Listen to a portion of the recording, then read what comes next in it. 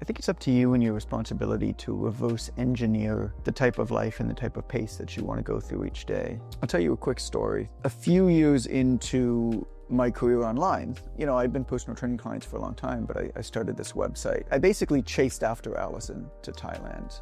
We weren't together, and she had left for Thailand after she finished medical school, and I said goodbye to her, and then my mom gave me the best piece of advice that anybody's ever given me, which is, if you love her, you better get your ass on a plane. And so I was there in Thailand 2 days later. And we spent a couple months on the island of Koh Phangan, and I remember there was this point where, I was building up my website, and my online persona, I guess you would call it. And I could see what was coming down the pipeline. I was pretty embedded into the online marketing world at that point. I could see that video and audio were coming down the pipeline and were getting a lot more attention. And if I remember back then properly, it was pretty obvious that that was the way that things were going, and I could get ahead of it by getting on YouTube, by doing more video, by podcasts were just getting going. They were starting getting some attention. But there I was, in Thailand at this time. The internet on the island there really wasn't very good. And we were actually living around the bay. This is Koh Phangan, so there's an area called Had Win, which is where the full moon parties are. They're pretty famous. You may have heard of them. And in and around the bay, they're only accessible by boat. Is an area called Had Yuan, which is where this place is called the Sanctuary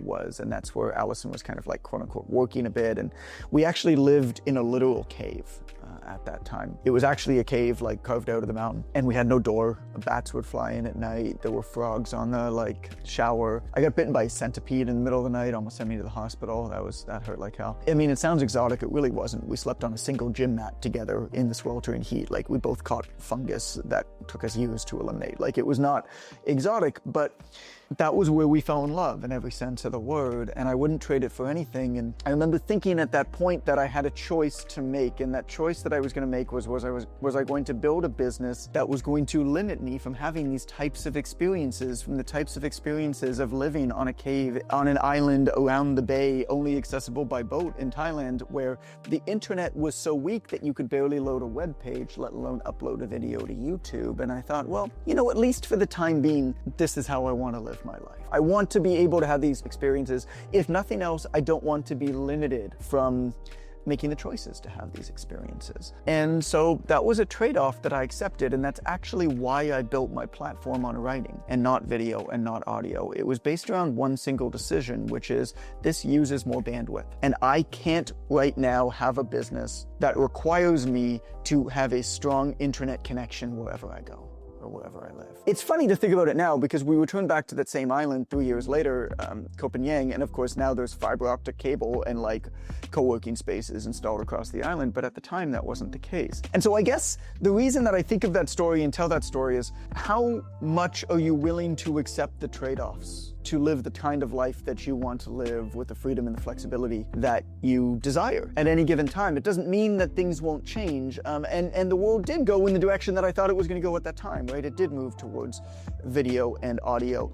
If I started back then, I would have been ahead of it, and my platform and perhaps reputation and certainly income would have been larger than it is right now. But also, I focused on the writing and things went good enough. I was able to have all of these great experiences traveling the world, not being limited by having a strong internet connection, just as that one example. And what that's done is given me, hopefully made me more interesting to others. It certainly helped me empathize with other people in a wide array of cultures. And I think do more interesting work in a more interesting way, seeing things from much wider, I guess, backgrounds. And I'm really grateful for that.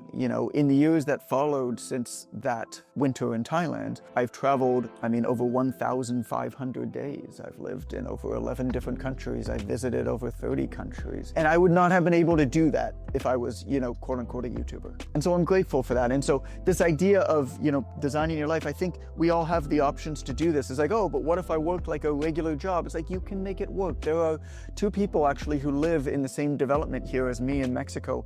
They're both nurses. They're both full-time nurses in the United States. And yet they live in Mexico with their two kids.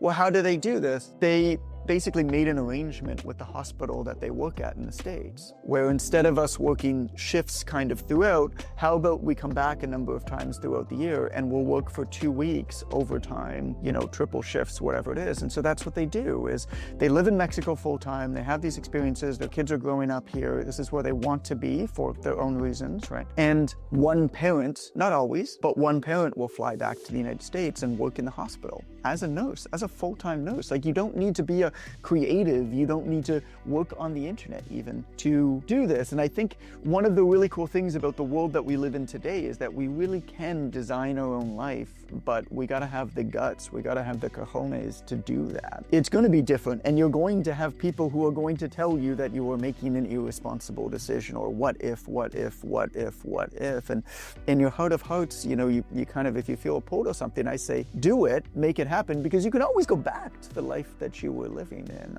That was always my thought, of course, with personal training, with fitness, when I started to do the internet stuff. It's like, well, I can always go back and be a personal trainer, right? But this seems like a fun shot now. So what are the trade-offs? You have to be willing to pay the fees associated. There are always going to be costs with decisions to live differently. What are they? Recognize them, identify them, write them down, talk to people about them. And if you're willing to pay them, pay them. If not, don't. But don't just dip your toe in the water, you know what I'm saying? Like, do it or don't do it. That's the best life advice that I could give you. Wills and minnows, man. Show up or don't. Do it or don't do it. The reason why most people aren't happy these days, or aren't satisfied these days, those that aren't happy or aren't satisfied, I'm not saying most people are or not, but if you feel like you're missing something, it's not because you're not trying, it's not because you're not working hard, it's because you have not made that binary decision to do the thing or not do the thing. You're half in, half out. That's the decision that more people need to make.